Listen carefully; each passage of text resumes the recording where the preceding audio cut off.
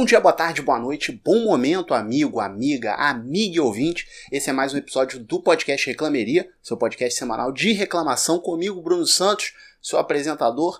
E hoje estou aqui para reclamar do quê? Estou aqui para reclamar da imprensa.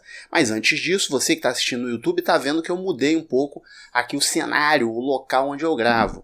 E aproveitar que você já está vendo isso no YouTube, já dá um like nesse vídeo, compartilha, se inscreve no canal se já não for inscrito. E vamos para a reclamação, que é o mais importante, porque ninguém se importa com esses avisos que eu dei antes. Por que eu vou reclamar da imprensa? Primeiro, porque eu posso reclamar. Segundo, porque esse é um podcast de reclamação. Terceiro, porque eu tô afim. Então é por isso que eu vou reclamar da imprensa brasileira hoje. Eu não vou falar da imprensa mundial, porque eu não consumo a imprensa mundial, apesar da gente ter essa facilidade hoje em dia.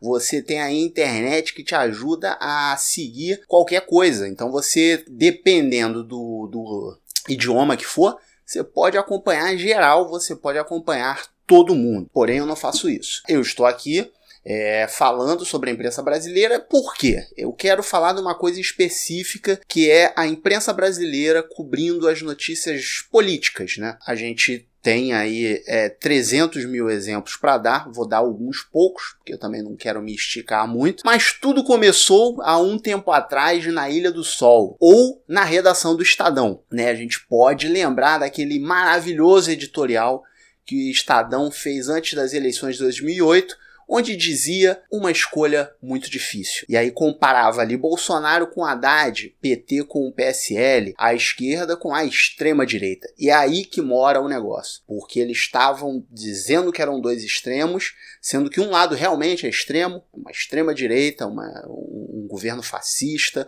um cara adorador de ditadura e o caralho, contra o que eles chamavam de extrema-esquerda, que era o PT. É um partido mais socialista e etc e tal, que eu não vou aqui eximir de defeitos, de problemas, tem problema pra caralho no PT, mas você sabe que essa comparação é burra, é imbecil, não tem outra palavra para poder definir esse tipo de comparação. E aí a gente sabe, tudo aconteceu. Eu não estou dizendo que a eleição do Bolsonaro é culpa do Estadão, são vários, milhares de outros fatores, inclusive entre a própria esquerda, tiveram coisas que a esquerda fez que auxiliaram nisso, mas não existe um fator que, esse fator aqui foi coisa. Mas como eu estou reclamando da imprensa, eu vou reclamar da imprensa, né? E assim, o que me incomoda na imprensa brasileira é o fato de noticiar as coisas. A gente sabe claramente, não existe imprensa imparcial. Não existe isso. Existe imprensa que se finge imparcial.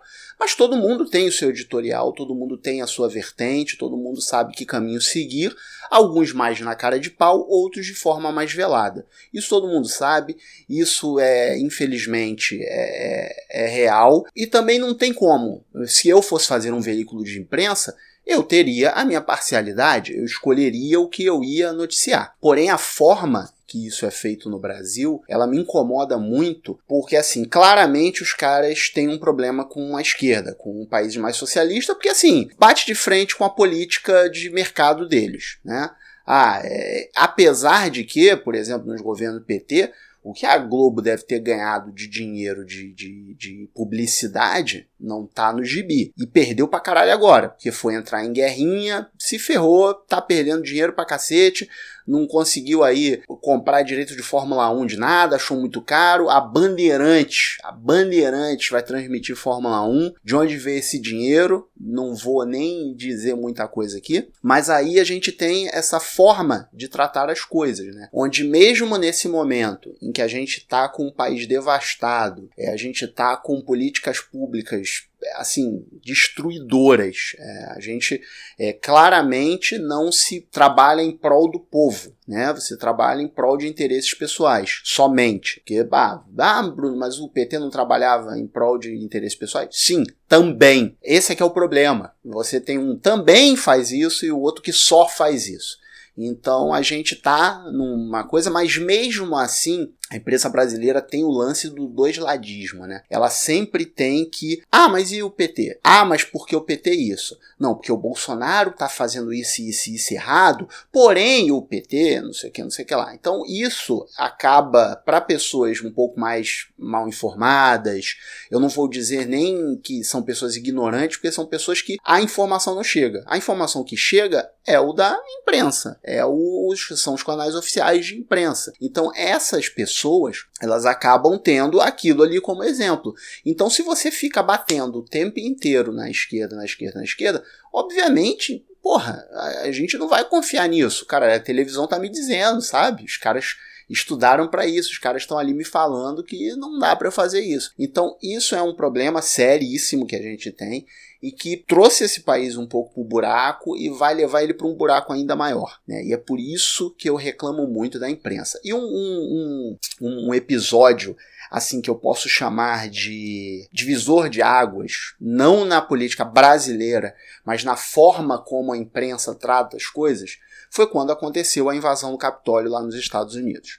A gente teve cobertura, uma imensa cobertura da imprensa brasileira, e isso é normal, porque foi uma coisa que aconteceu numa das maiores economias do mundo, num país que é espelho para o mundo inteiro, está todo mundo de olho nos Estados Unidos, uma eleição que aconteceu e tal, e coisas semelhantes aconteceram lá, coisas que acontecem aqui, como por exemplo, o campeonato que ganhou na primeira e foi derrotado na segunda, ele questionou o resultado da eleição. Mesmo quando ele ganhou, ele já tinha questionado, e agora ele perdeu, ele questionou mais uma vez e insurgiu uma multidão a fazer o que fez. Que no Brasil a gente teve, antes até do Bolsonaro, a gente teve o Aécio questionando a eleição que ele perdeu para Dilma em 2014, e aí tivemos o Bolsonaro em 2018, mesmo ganhando, questionando o resultado, dizendo que houve fraude, que houve isso, que houve aquilo, coisas que ele não trouxe provas até hoje, assim como o amiguinho dele, Donald Trump, não trouxe provas de que teria sido fraudada as eleições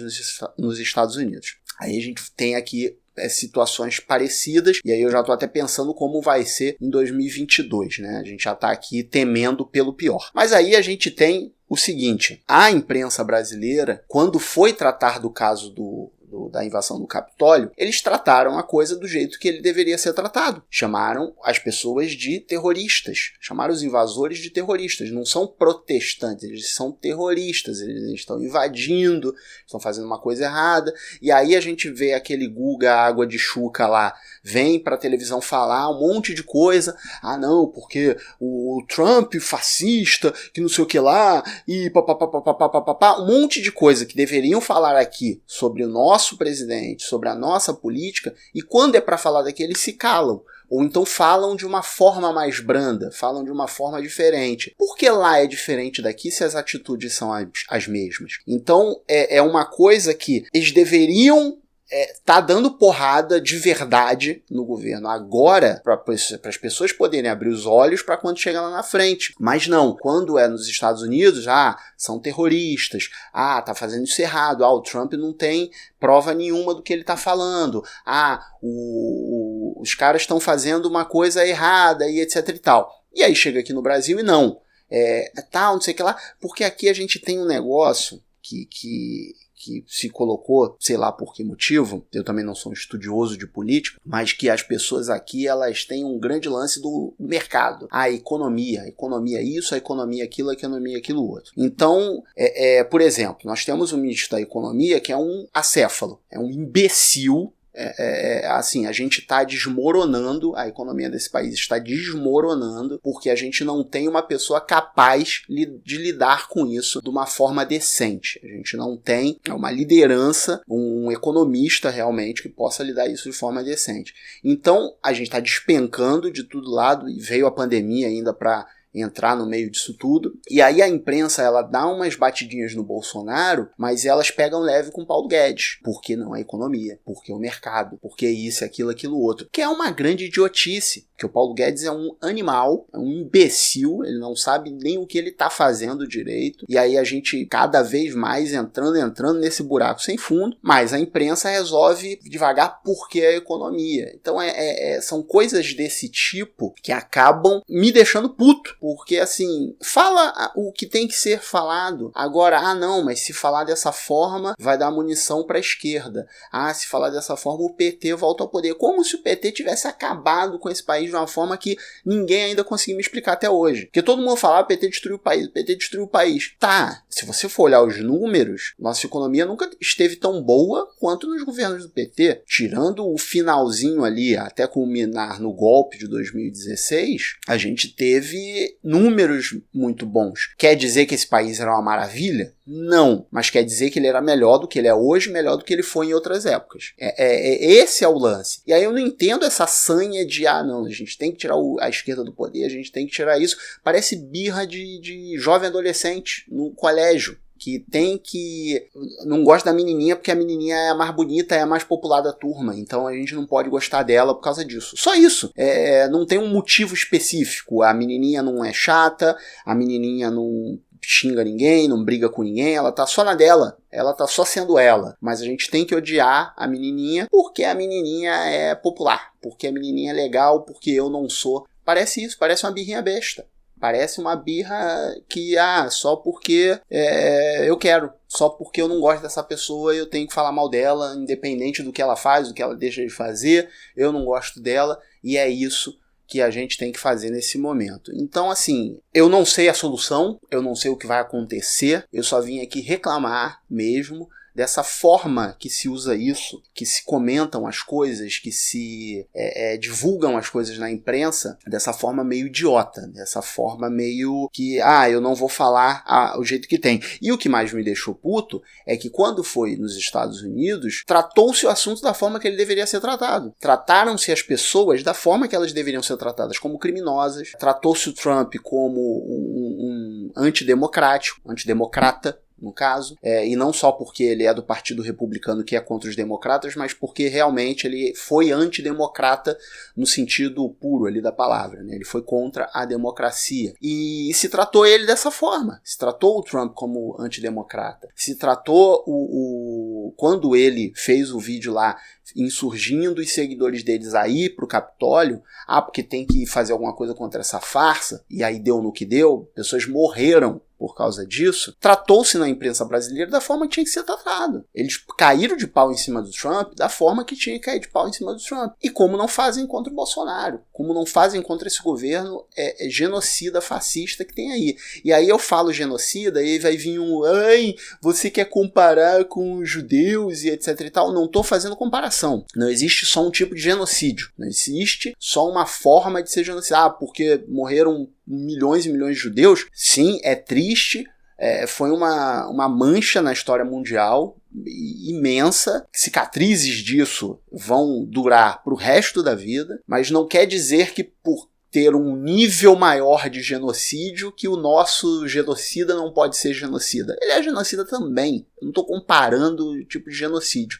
Então você já começa a calar sua boquinha, nem pedir sua opinião aqui nessa porra, e também não tô ouvindo sua opinião porque você não tá falando comigo aqui agora. Se você quiser, você pode mandar a mensagem aí pra mim, eu vou ignorar ela solenemente. Mas basicamente é isso. É o lance de que a imprensa ela podia ter um papel mais importante na história desse país, ela podia ter um papel muito importante, aliás, um papel progressivo, no caso, porque ela tem um papel importante, mas o papel que ela se presta a fazer é um papel que tá levando a gente para essa ruína, tá ajudando a levar a gente para essa ruína. Então a imprensa ela podia ter um papel muito mais importante, ela podia ser muito mais ativa nesse sentido, de mostrar as coisas como elas realmente são. Você não precisa beijar a bunda do PT ou da esquerda para poder criticar o Bolsonaro. Mas você também não precisa querer sempre mostrar que a esquerda é isso, que a esquerda é aquilo, que a esquerda é aquilo outro, para poder criticar o Bolsonaro. Você pode fazer uma coisa independente da outra. Diga as coisas como elas são. Ninguém, na época do PT, quando o PT governou esse país, ninguém reclamou de oposição. Você poderia se opor, obviamente, ao partido, às políticas, você poderia mostrar as coisas erradas, corrupção e etc e tal. Ninguém questiona isso. Agora, hoje a gente está num período em que a gente está vendo a imprensa ser censurada. Alguns veículos não podem entrar em tais lugares. Alguns jornalistas não podem fazer perguntas.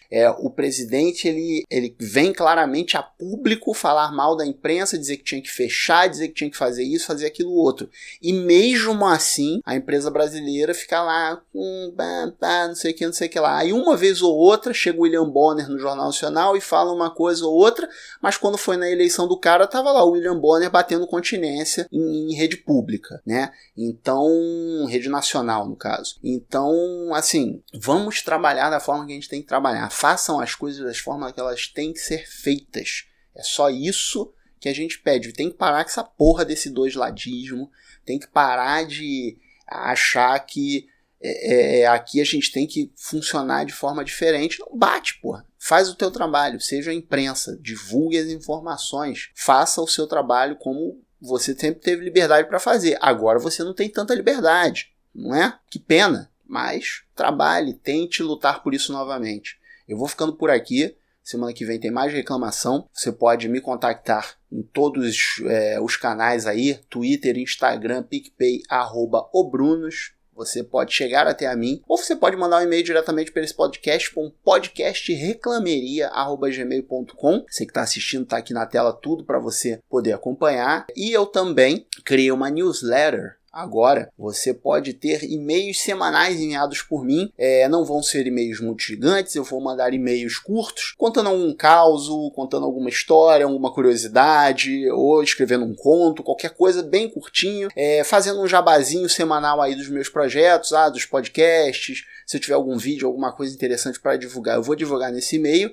Então você, tem no link aqui do Spotify, ou do próprio YouTube, eu vou deixar aqui embaixo na descrição um link para isso. Você pode ir lá, se cadastrar na newsletter, e aí toda semana você recebe um e-mailzinho meu aí na moralzinha, beleza? Eu vou ficando por aqui. Um grande abraço, até a próxima semana. E agora eu bati uma continência aqui imaginária, não sei para quem. Você esquece que isso aconteceu.